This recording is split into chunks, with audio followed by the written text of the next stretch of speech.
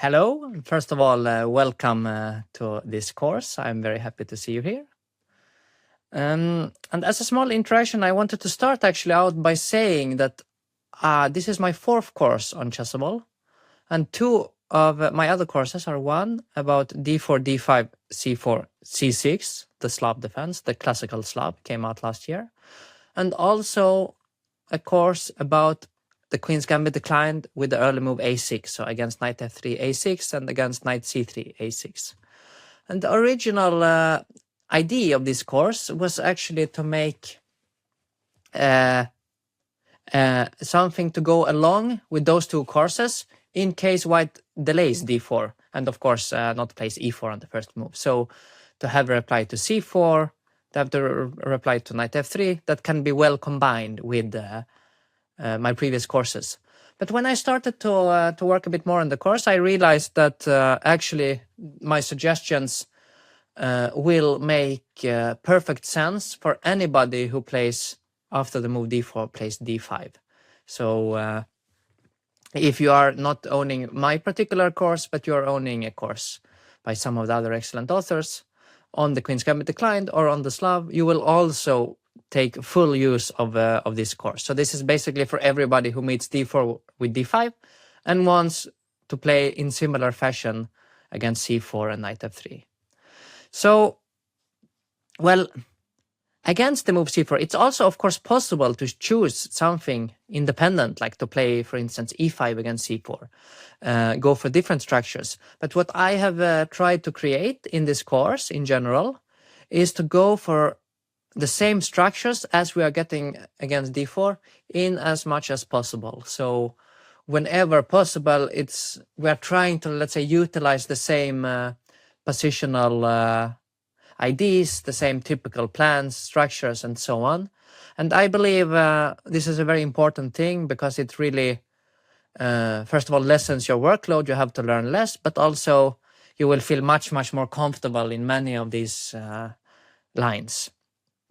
So, like apart from that, in the course, I have, of course, as always, when I'm making a course, tried to not only teach you about the opening and the opening moves. First of all, we have to understand why we are making the opening moves.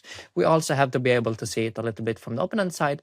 But I'm also going well into the middle game, sometimes even the end game, because I believe it's not really possible to study the opening like as an independent part of the game. No, the opening is actually part of the entire chess game, and therefore it needs to be studied in combination with the rest of the game. So I'm really hoping that I will be able to teach you also a lot about chess in general in this course.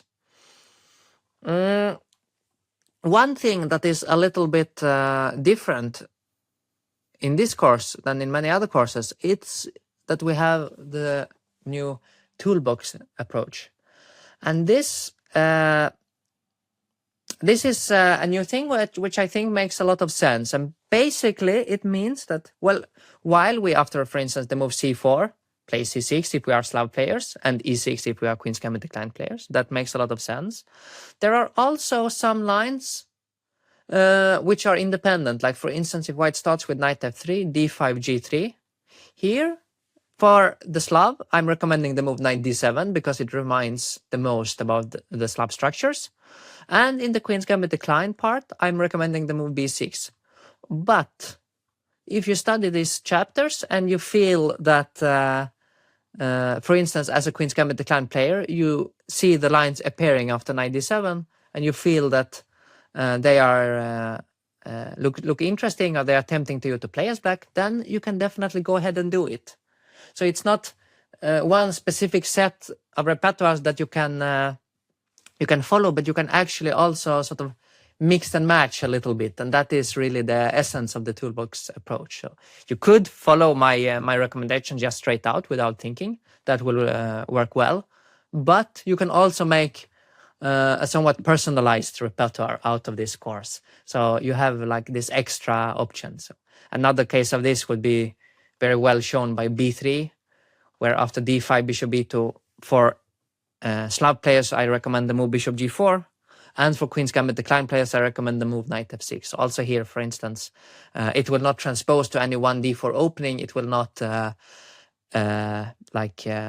you will not get move order tricked in any such way. So that's like the toolbox approach. So we have the chapters marked with a wrench, which are only for the Slav.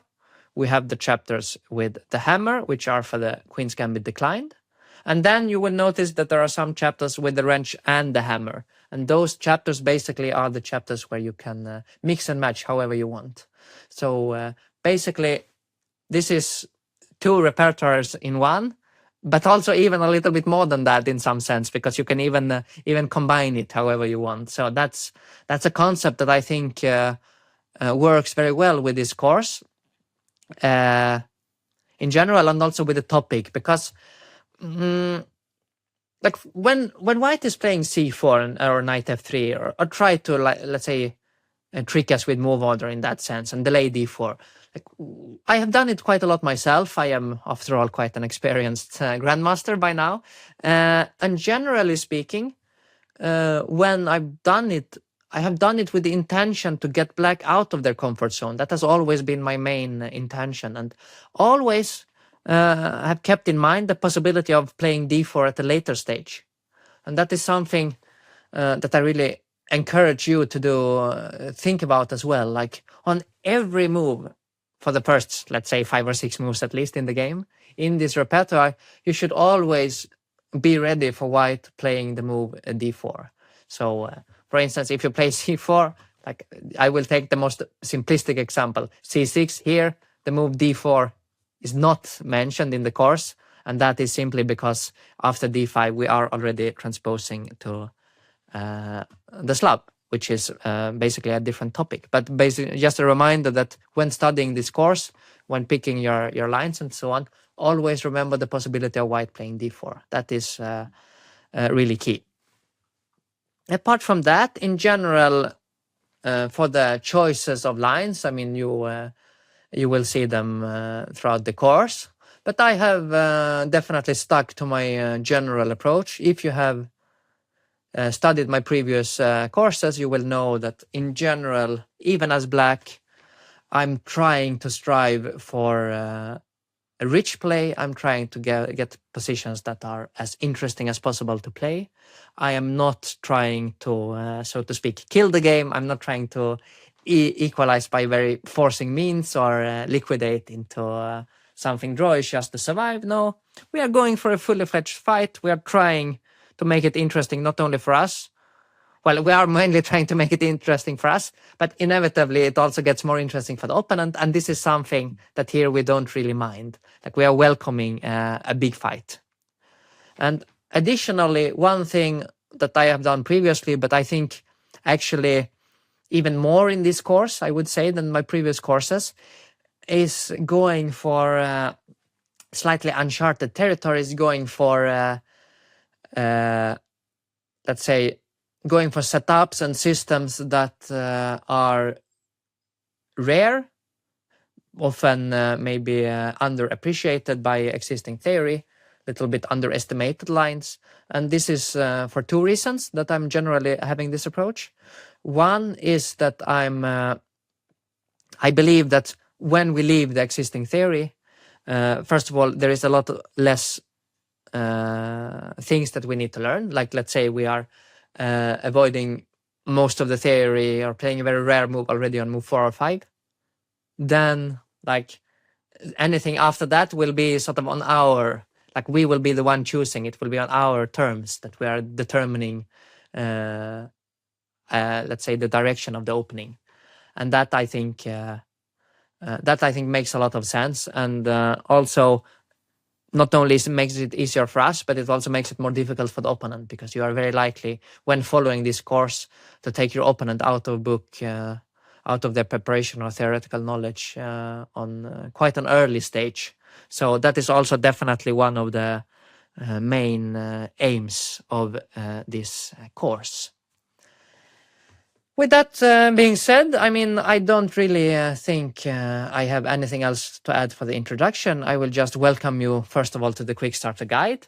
Again, with the quick starters, I'm always recommending not only to study it, but also to, as quickly as possible, get in some practical experience, try it out in games with friends, in online games, see how it feels, and then eventually, bit by bit, learn more concrete theory, go to the main chapters, become a bigger and bigger experts of the lines, while all the time keeping this practical aspect.